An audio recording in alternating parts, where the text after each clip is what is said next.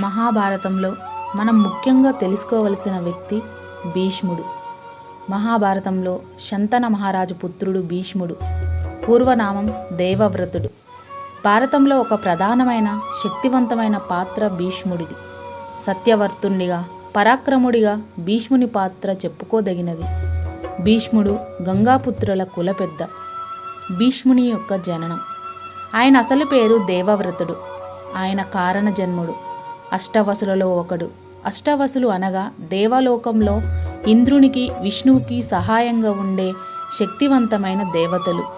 మహాభారతం ప్రకారం సాక్షాత్తు బ్రహ్మ ప్రజాపతి పుత్రులు. ప్రకృతి తత్వానికి ప్రతీకలు. ధర, అనిల, అనల, అహ, ప్రత్యూష, ప్రభాస, సోమ, ధ్రువులు. ఒకసారి వారు తమ భార్యలతో కలిసి వనవిహారం చేస్తుండగా అరణ్యంలో ఒక దివ్య తేజస్సు గల ఆవు కనిపించింది. అది వశిష్ఠుని ఆశ్రమంలో ఉండే కామధేనువు. దానిని వారు దొంగతనంగా తీసుకొని వెళ్తారు. వశిష్ఠుడు తన దివ్య దృష్టి ద్వారా జరిగింది గ్రహించి వారిని భూమిపై మానవులుగా జన్మించమని శపిస్తాడు.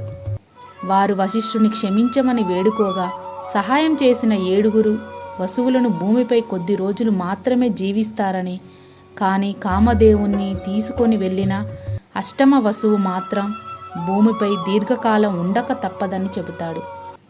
వారు ఆ శాపం గురించి ఆలోచిస్తుండగా గంగాదేవి వారి వద్దకు వస్తుంది. వారు ఆమెని మానవ రూపం ధరించి ఎవరైనా రాజుని వివాహమాడి తమకు జన్మనిచ్చి పుట్టిన వెంటనే నదిలో పారవేయవలసిందిగా కోరుతాడు. గంగాదేవి అందుకు అంగీకరిస్తుంది. ఒకనాడు చంద్రవంశానికి చెందిన ప్రతీపుడు అనే మహారాజు గంగానదిలో సూర్యునికి ఆద్య సమర్పిస్తుండగా గంగాదేవి అందమైన మానవకాంత రూపం ధరించి వచ్చి ఆయన కుడి తొడ మీద కూర్చుంది. తనను మోహిస్తుందేమోనని ఆయన బాధపడి ఆమె ఎందుకు అలా కూర్చుందో అడుగుతాడు.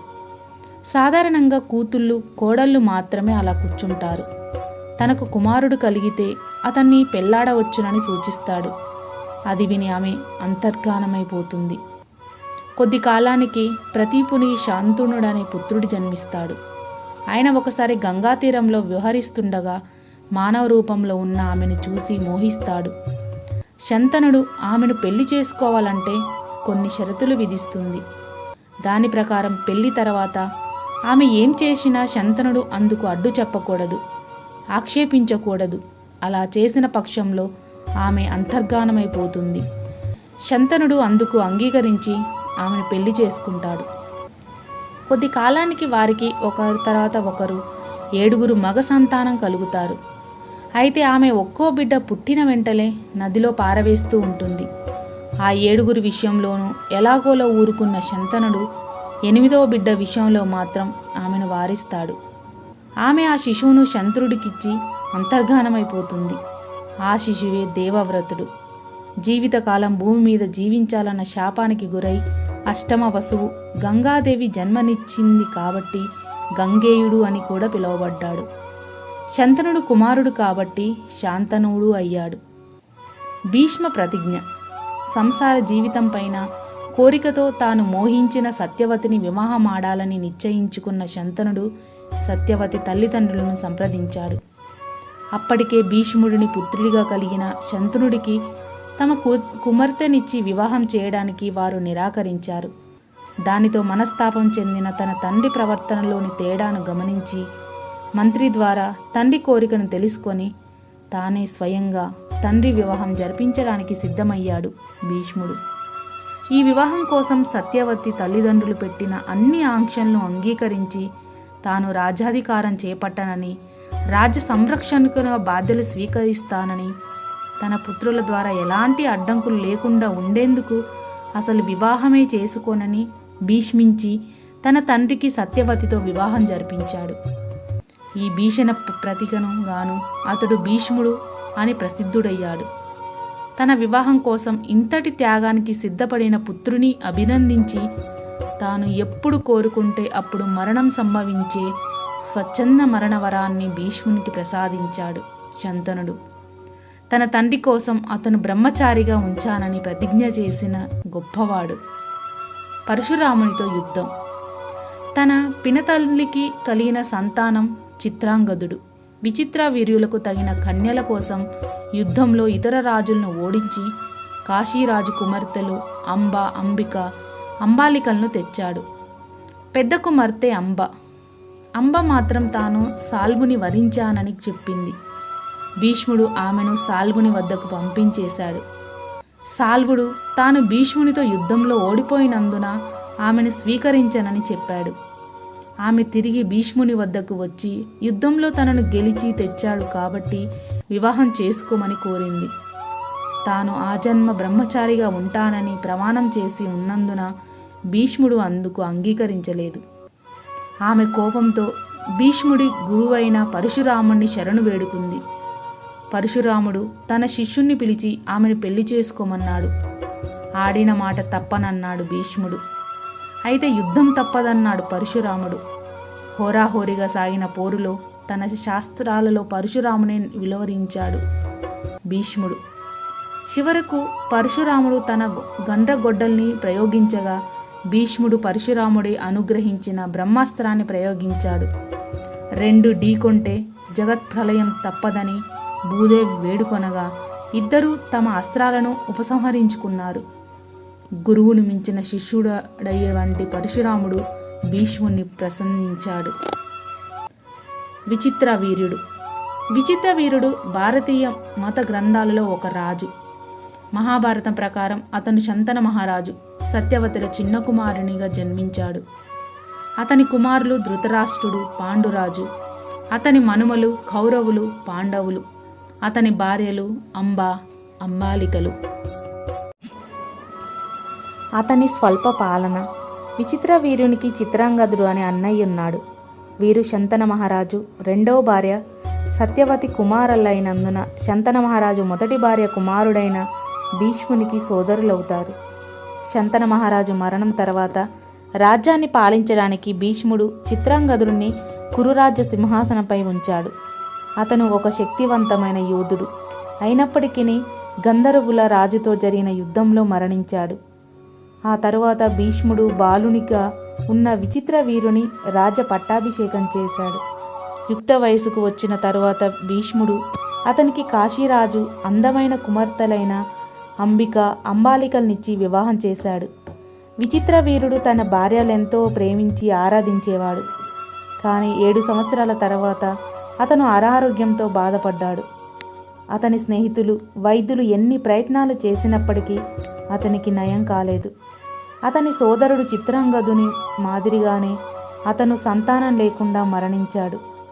భరతవంశ వారసులు కోల్పోయిన తరుణంలో సత్యవతి భరతవంశ పునరుద్ధరణ కొరకు తన పుత్రుడైన వ్యాసుని మరణమంత్రంచే తన వద్దకు రప్పించింది.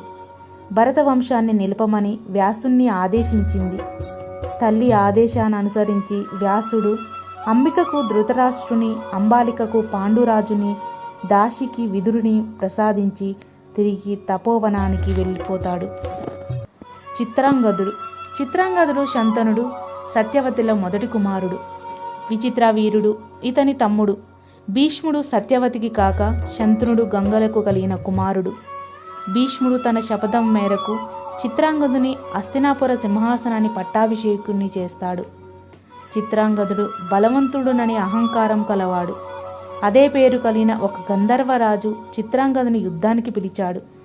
ఆ యుద్ధంలో గంధర్వరాజు చిత్రాంగదుని చంపాడు.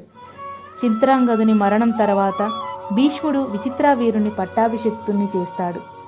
వివరాలు: శంతన మహారాజు గంగాదేవిని కలిసి భీష్ముడిని పుత్రునిగా పొందాడు. అష్టవసుల శాపాన్ని ఉద్ధరించడానికి ఆమె పుట్టిన వెంటనే 7 మంది శిశుల్ని గంగపాలు వేస్తుంది. అష్టమ వసువైన భీష్ముడిని చంపబోగా శంతనుడు ఆమెను వారించడంతో ముందుగా చేసుకున్న ఒప్పందం ప్రకారం ఆమె శంతుణ్ణి వదిలి వెళ్ళిపోతుంది. తర్వాత శంతనుడు సత్యవతిని పెళ్లి చేసుకోవాలనుకుంటాడు. కానీ తనకు పుట్టబోయే సంతానానికి రాజ్యార్హత ఉండదని అడ్డుపడుతుంది. అప్పుడు భీష్ముడు తనకు రాజ్యం వలదని, పెళ్లి కూడా చేసుకోనని ఆమెకు మాట ఇచ్చి తండ్రి వివాహం జరిపిస్తాడు. తర్వాత ఆమెకు 2 పుత్రులు జన్మిస్తారు. ఒకరు చిత్రాంగదుడు, మరొకడు విచిత్ర వీరుడు. వీరు చిన్నతనంలో ఉండగానే శంతనుడు మరణించాడు. రాజ్యభారమే కాక వారిద్దరి పోషణ భారం కూడా భీష్ముడి మీద పడింది. భీష్ముడు వారిని పెంచి పెద్ద చేసి ముందుగా పెద్దవాడైన చిత్రాంగదుణ్ణి రాజుని చేశాడు. అతను మహావీరుడై అనేక యుద్ధాలు చేస్తాడు. అదే అహంకారంతో తన పేరు కలిగిన గంధర్వరాజుతో యుద్ధం చేసి మరణిస్తాడు. దాంతో భీష్ముడు అతని తమ్ముడైన విచిత్రవీరుని రాజుని చేస్తాడు. అంబాలిక మహాభారతంలోని పాత్ర. ఆమె విచిత్రవీరుని భార్య, పాండురాజు తల్లి. అంబాలిక కాశీరాజు కుమార్తె. అమ్మ అంబిక ఈమెకు అక్కలు. వీరి వివాహం కోసం కాశీరాజు స్వయంవరం ప్రకటించగా అనేక మంది రాజులు పోటీ పడ్డారు. వారందరినీ భీష్ముడు ఓడించి యువరాణులు ముగ్గురిని ఎత్తుకుని వెళ్తాడు.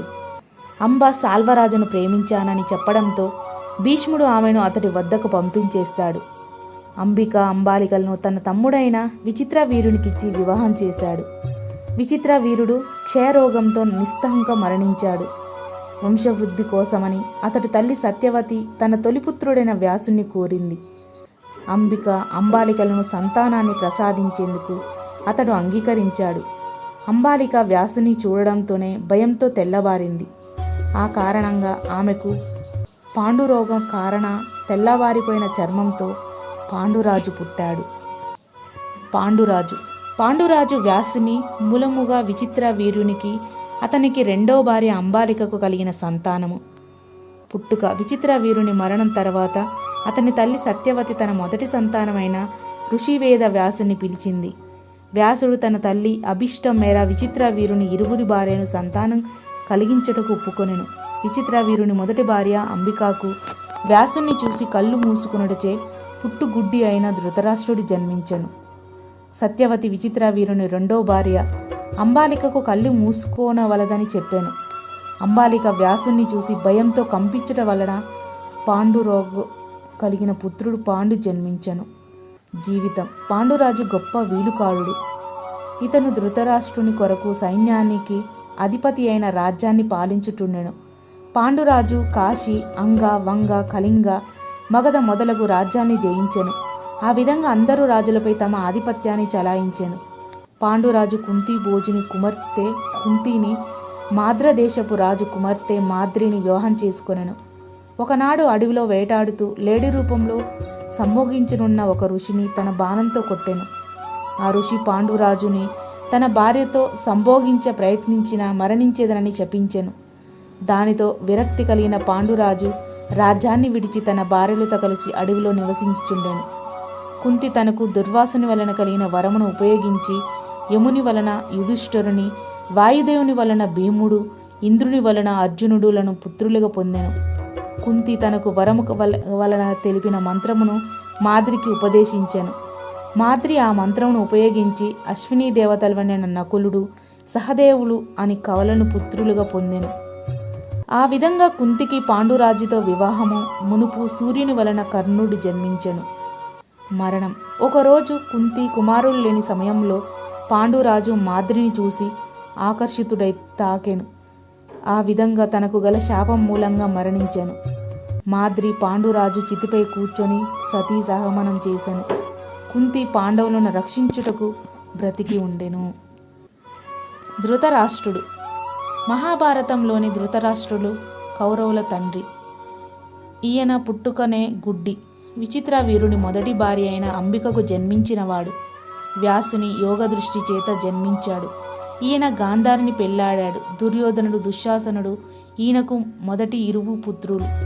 జననం. విచిత్రవీరుడు మరణించాక ఆయన తల్లి అయిన సత్యవతి తన మొదటి కొడుకైన వ్యాసుని కోసం కబురు పెట్టింది. తల్లి కోరిక మేరకు వంశాన్ని నిలబెట్టడానికి తన యోగశక్తితో విచిత్రవీరుని ఇరువురి భార్యలకు సంతానం కలిగిస్తాడు. వ్యాసుడు అంబికను చూడడానికి వెళ్ళినప్పుడు ఆయన తేజాన్ని చూడలేక ఆమె కళ్ళు మూసుకుంటుంది.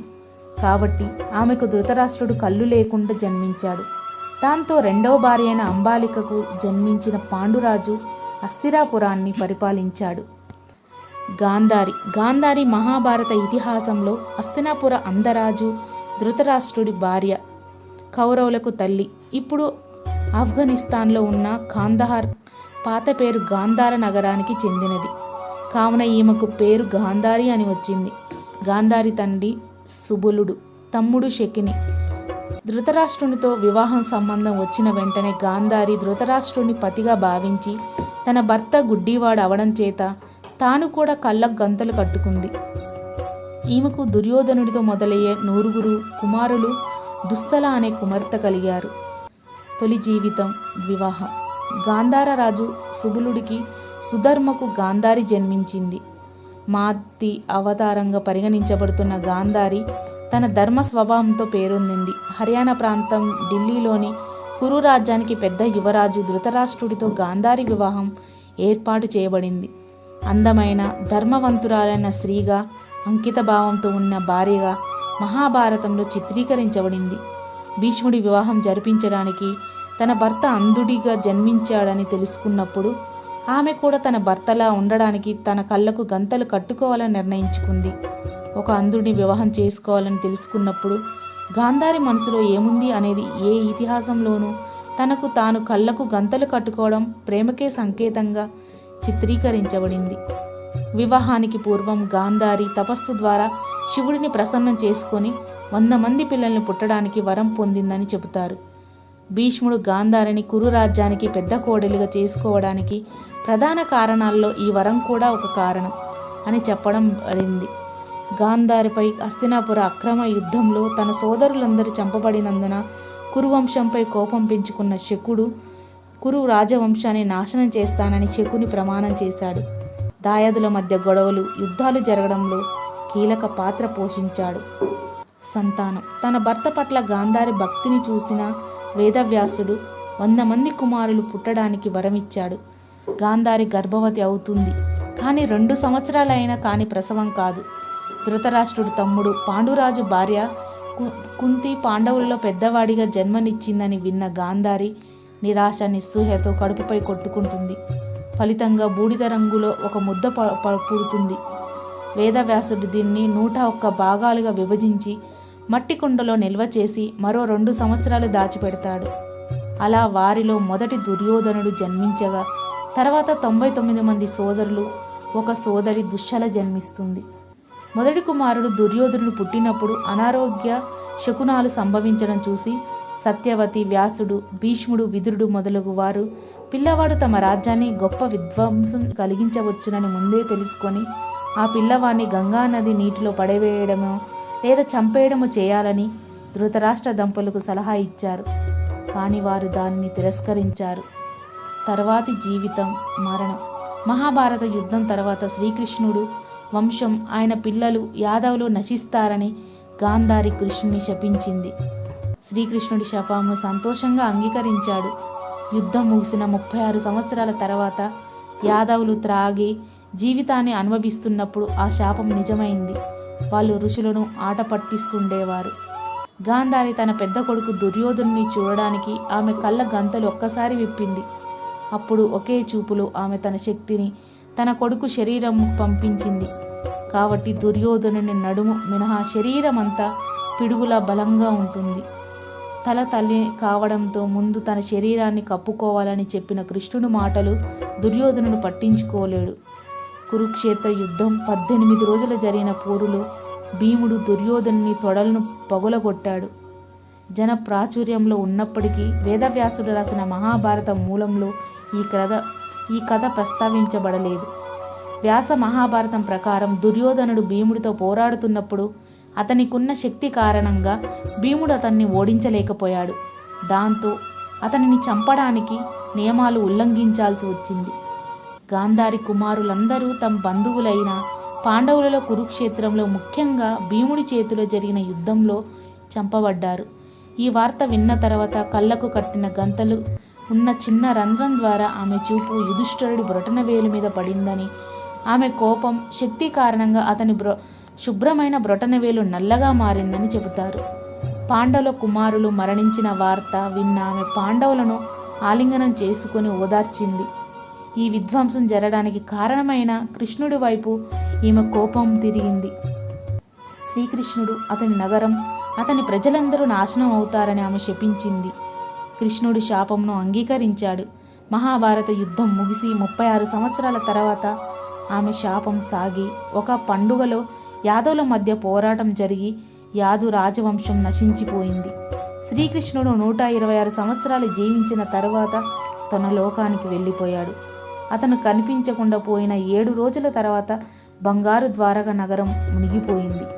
యుద్ధం ముగిసిన 15 సంవత్సరాల తర్వాత గాంధారి తన భర్త ధృతరాష్ట్రుడు, బావమరిది విదుర, మరుదలు కుంతీలతో కలిసి తపస్సు కోసం హస్తినాపూర్ నుండి బయలుదేరింది. హిమాలయాల్లో ధృతరాష్ట్ర, విదుర, కుంతీలతో పాటు అడవి అగ్ని ప్రమాదంలో గాంధారి కూడా మరణించిందని మోక్షాన్ని పొందింది.